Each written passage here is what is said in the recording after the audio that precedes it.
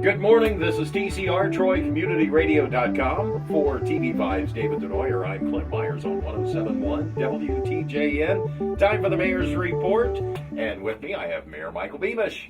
Well, thank you, Clint. Thank you, David, and thank you all listeners out there and throughout the Miami County and Troy area. But I got to start with one thing. I-O. It is good to be a Buckeye in the state of Ohio. As the Buckeyes that came through in the very first playoff system national championship game, I actually stayed up and didn't fall asleep. It was exciting, and boy, I'll tell you, they played well. Certainly deserve the recognition, and it brings recognition to the state of Ohio. Oh, for sure. And so all of us can have a little pride in that they represent the state of Ohio. It was a little scary start, because they were scored against right away, and it was kind of like that, ooh.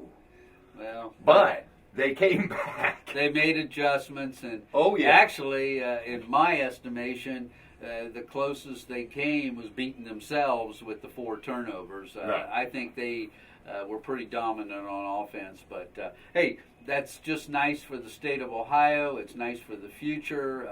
If you're a Ohio State fan, you're probably flying high right now with the hopes that they may be back next year with all the young talent that they have. All right. Well, proud to be proud of the Buckeyes and proud to be a Buckeye today. That's right. For sure. We'll talk about a few things here, Mayor. We really had, for lack of a better word, started off the week with probably the crappiest weather that we've had so far this year. It was going somewhere between rain, sleet, snow, ice. We had a little bit of all of it, and I believe our street department did a really good job. Well, Clint, I'm glad you mentioned that because, you know, if you noticed, a lot of people have noticed that we've tried to be proactive. We put down brine early on before a storm is. As soon as we find out there may be a storm, you may see the tracks in the streets. Well, that is a protectorant that tries to help us get rid of some of that potential ice and snow and sleet and all those bad weather things. So we do that as a preemptive measure. But that's before the storm when they'll put down the brine. And I hope people see that as an effort on behalf of our street crews to try to continue to think ahead and maintain the safety in our streets. However, we all know, and we've heard this from any place, not just Troy, but all the communities, the salt shortage. Right. And so we have to be conservative on how we do our street maintenance, especially in bad weather as we've had in this past week. But I think our street crews have done an outstanding job, not only keeping the main street and thoroughfares open, but our secondary streets and even our neighborhood streets. I've heard a lot of positive comments about how hard they've been working, and I think the proof is in what they've been able to accomplish. And, you know, we don't have a super huge street crew, but everybody pulls together, including the Parks Department works together hand in hand. So it takes everybody. It's a team effort. I'm proud to say that I'm really happy that our team has worked together, and I think the citizens benefit from that. It might be a small team, but they're a hard-working team. We see them all the time, don't we, Clint? I'm telling you. Well, I'm in here, 4:30, 5 o'clock in the morning, so I get a chance to see. I always see more things going on in downtown Troy before really even the traffic picks up, whether it's trash removal, the city department out, working the streets, clearing the streets. So it's knowing that they're out there working for us, even when we don't know they're doing it. You make a good cheerleader, Clint. I appreciate, and I'm sure the street crews really do appreciate that. They don't receive all those daily compliments, but they do see. I hope the citizens see they are out there doing their very, very best to keep the streets safe for all of us to travel. And that leads me to another thing. There is an ordinance on the books. It comes through our property maintenance ordinance, but that suggests that everybody should maintain their sidewalks as well as the streets. And with this winter still going to be here for a while, clearing off the sidewalks allows for people to move through and around, not only in the street but on the sidewalks. And this past week, we had a lot of ice, and boy, it was dangerous. It was, but if everybody does their part, we all can help to make things safe for everybody, whether you're a pedestrian or whether you're in the roadways. But the snow, one thing we forget to always think about is the fire hydrants. There's fire hydrants all around town, but as snow starts to pile up, you need to keep those clear. Yeah, easily you could bury a fire hydrant, and hopefully you'll never need the use of. But it's a lot easier to find if it's very visible than if you have to dig around to find it.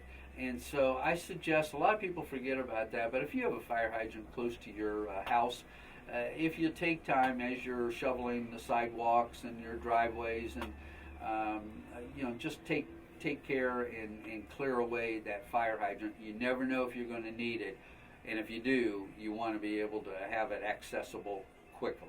Absolutely. Well, the kids had another day off week this past week, Yeah. and a delay. Would be a good time, especially when it's a snow day.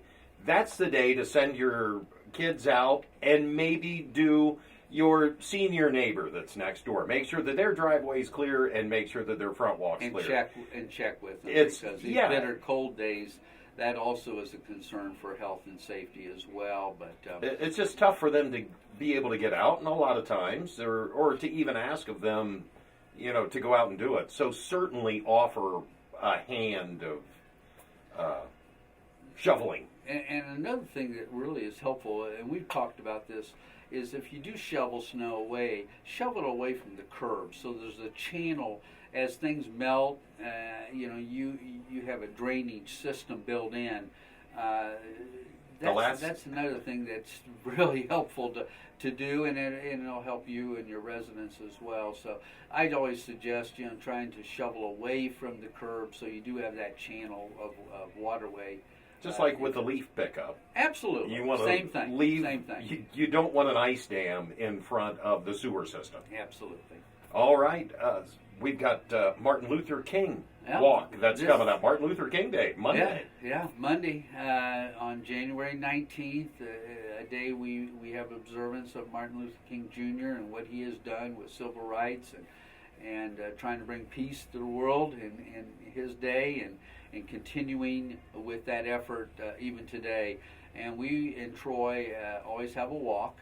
We will start that walk. It will get organized here around Bakehouse Breads in downtown Troy, organized around 9 o'clock with the step off about 9:30. It'll be a walk this year to St. Patrick's Church, where we will have an observance worship service and a speaker.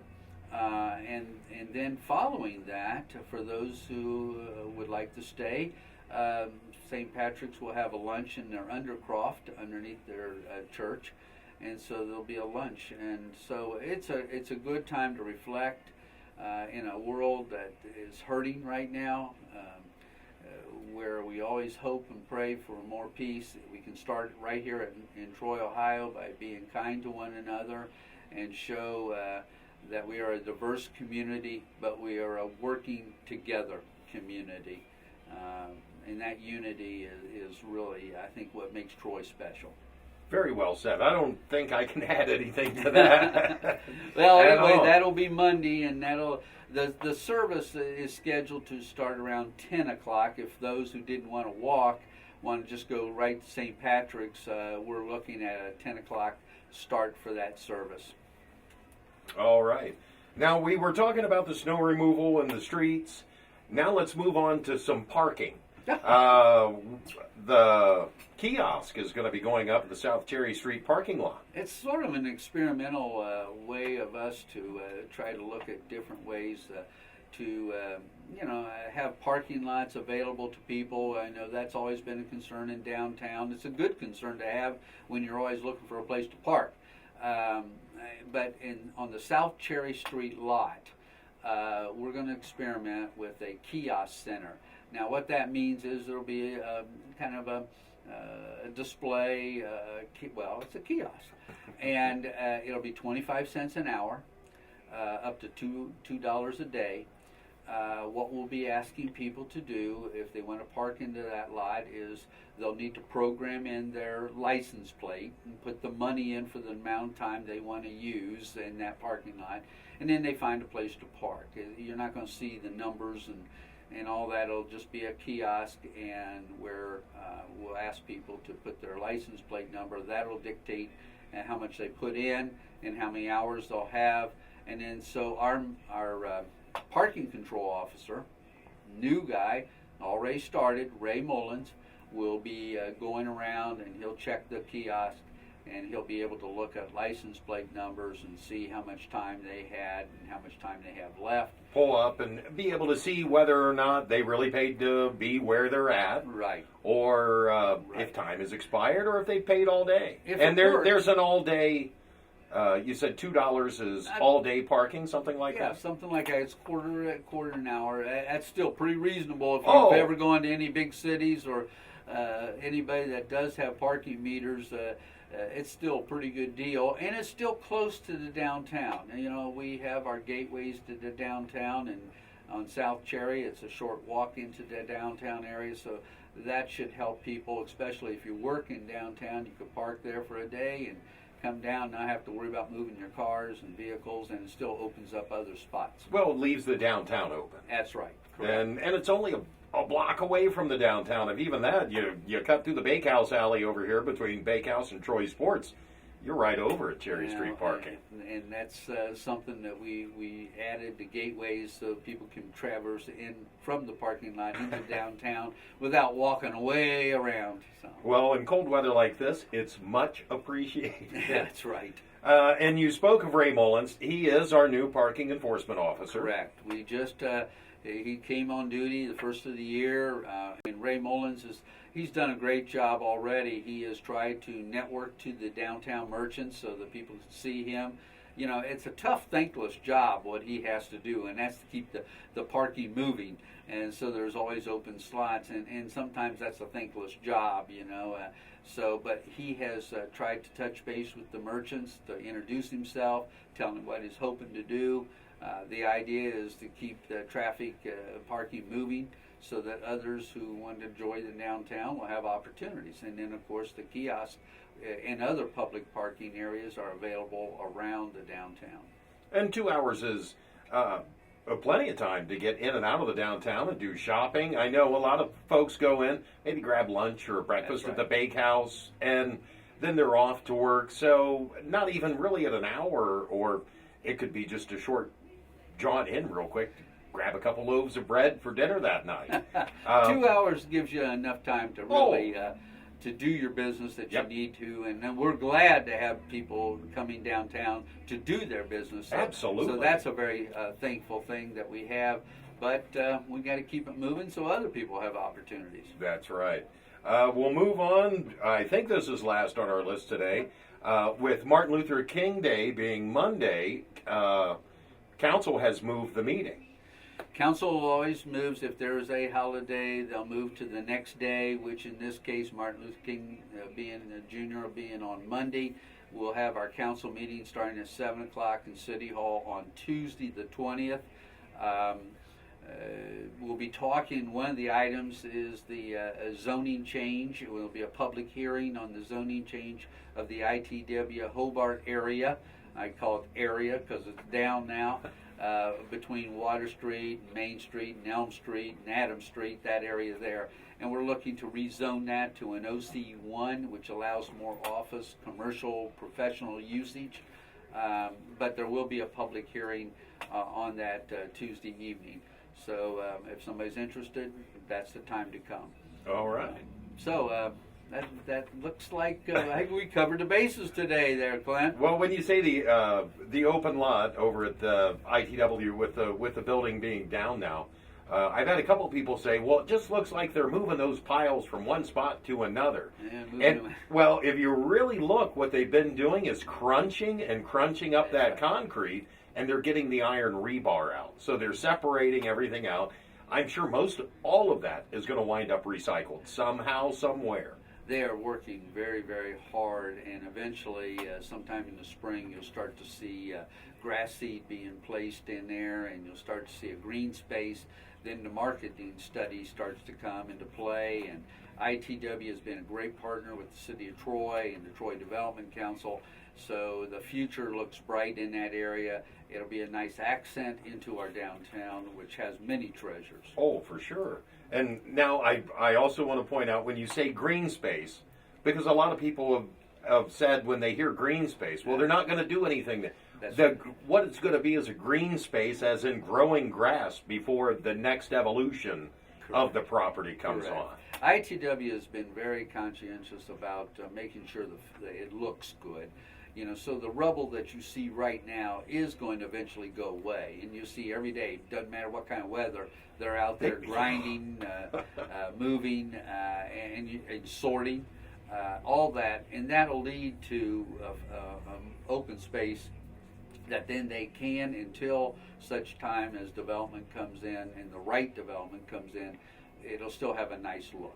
I would say, for someone who's still maybe not separating their cans from their trash, you know, on the small scale at home, there it is on a large scale where they have separated everything out and will recycle down to the concrete, where they crush it up, and it 9 times out of 10 it turns back up as concrete somewhere else. That's right. They're doing the due diligence and doing a great job, and in all kinds of weather. I so anxiously await spring to see what's going to blossom over at that property. I think it's going to be a piece of land that's going to be highly marketable.